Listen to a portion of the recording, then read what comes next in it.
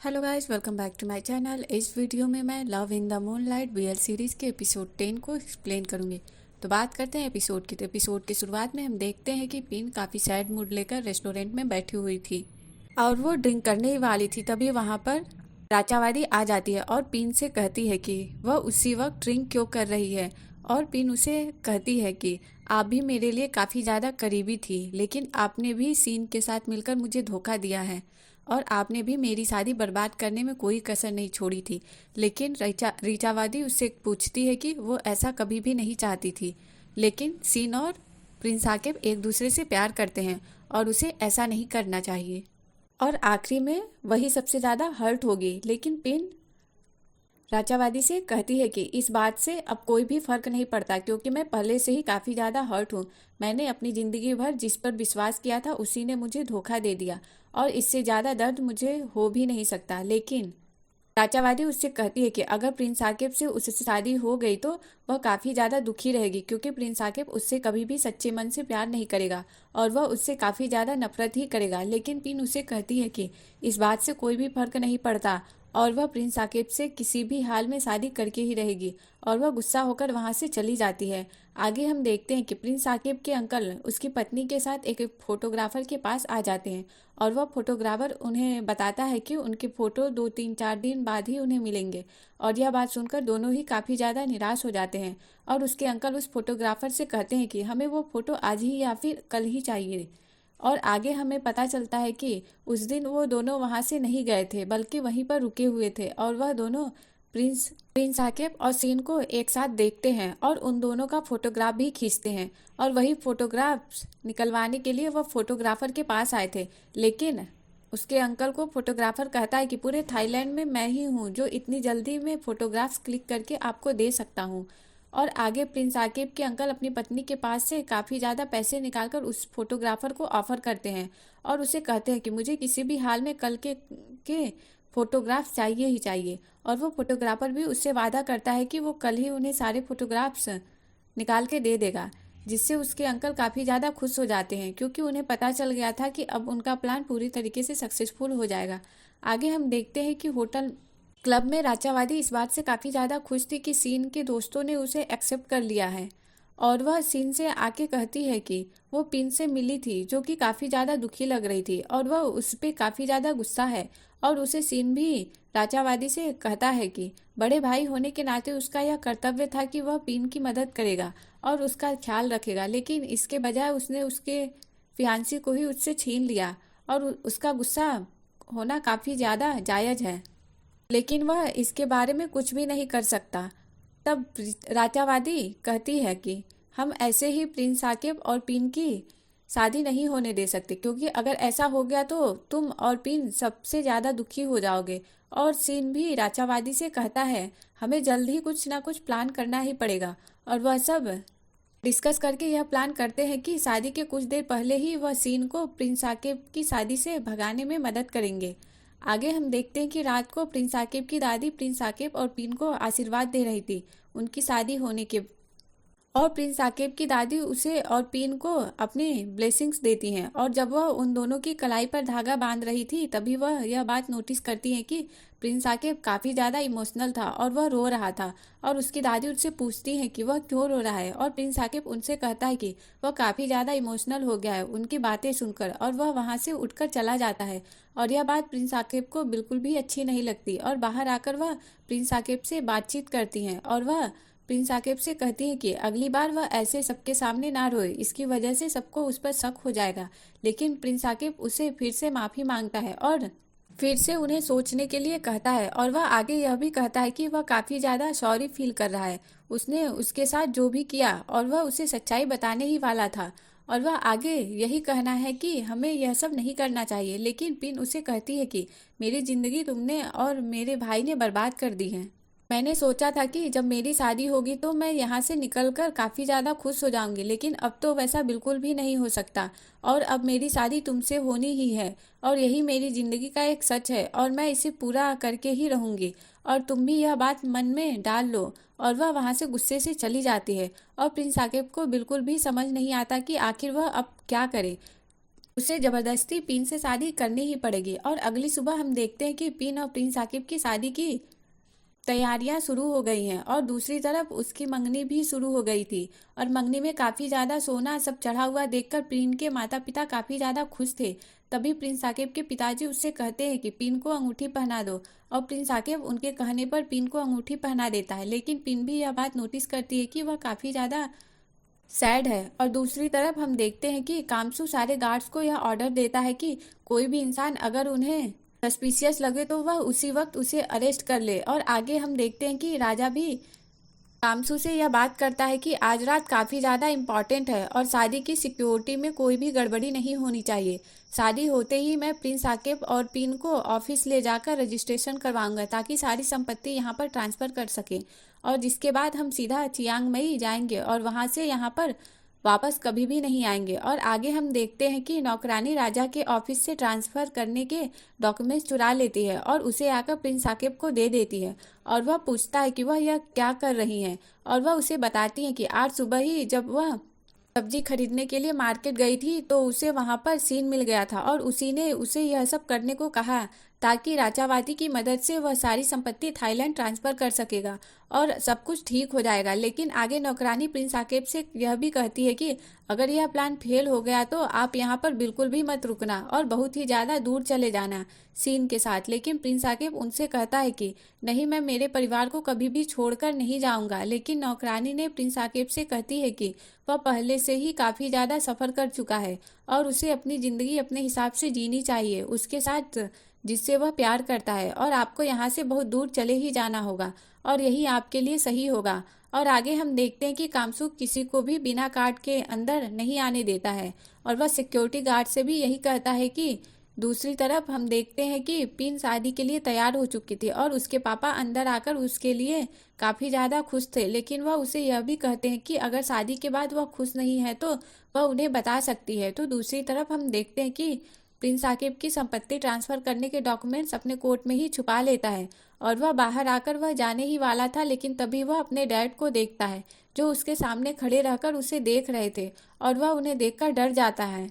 और उसके पापा भी उसके करीब आ जाते हैं और वह प्रिंस आकिब से कहते हैं कि आज काफ़ी ज़्यादा बड़ा दिन है। और प्रिंस आकिब भी उनसे कहता है कि वह नीचे जा रहा है सबको ग्रीट करने के लिए, लेकिन तभी उसके पापा उसे रोक लेते हैं और उससे कहते हैं कि उसके सेक्रीफाइसेस करने के लिए बहुत धन्यवाद। और वह खुश है कि उसने अपने शाही परिवार के रेपुटेशन के बारे में सोचा। और आगे हम देखते हैं कि रात हो चुकी थी और सभी मेहमान शादी में आ चुके थे, लेकिन तभी एंट्री होती है उस एक्ट्रेस की जिसका नाम सॉन्ग सावत था और वो आगे आकर प्रिंस आकिब से बातचीत करने लगती है और उससे कहती है कि फील्ड मार्शल नहीं आ सके तो इसलिए मैं ही आ गई और मैं माफ़ी भी चाहती हूँ। लेकिन प्रिंस आकिब से कहता है कि कोई बात नहीं और वह आके उससे कहती है कि मुझे पता मुझे तुम्हें कंग्रेचुलेसन करना चाहिए या नहीं क्योंकि तुम्हारी ज़बरदस्ती शादी हो रही है। लेकिन प्रिंस आकिब उससे कहता है कि शायद यही मेरी किस्मत में लिखा हुआ है। लेकिन वह उससे कहती है कि तुम भी बहुत अच्छे तरीके से जानते हो कि तुम और मेरे जैसे लोग किस्मत में नहीं मानते हैं, लेकिन मैं फिर भी तुम्हें शुक्रिया अदा करती हूँ और तुम्हारे फ्यूचर के लिए तुम्हें बेस्ट विशेष देती हूँ। लेकिन तभी पिन वहाँ पर आ जाती है और उससे रिक्वेस्ट करती है कि वो उसके साथ फ़ोटो खींच ले। और आगे हम देखते हैं कि प्रिंस आकिब के अंकल और आंटी उसी फोटोग्राफर की दुकान में बैठे हुए थे और फोटोग्राफर का इंतजार कर रहे थे। तभी वह फोटोग्राफर फ़ोटो लेकर आता है और फ़ोटो देखने के बाद वह दोनों काफ़ी ज़्यादा शौक और खुश भी थे। और प्रिंस आकिब के अंकल उसकी पत्नी से कहती हैं कि अब हमें शादी में चले जाना चाहिए। और आगे हम देखते हैं कि अंकल और आंटी बोट से ही शादी में एंट्री करने की कोशिश कर रहे थे, लेकिन वह अकेले नहीं थे जो कि बोट से आ रहे थे। सीन भी उसके दोस्तों के साथ बोट से ही एंटर करता है, लेकिन तभी हम देखते हैं कि वह नौकरानी आकर सीन को ग्रीट करती है।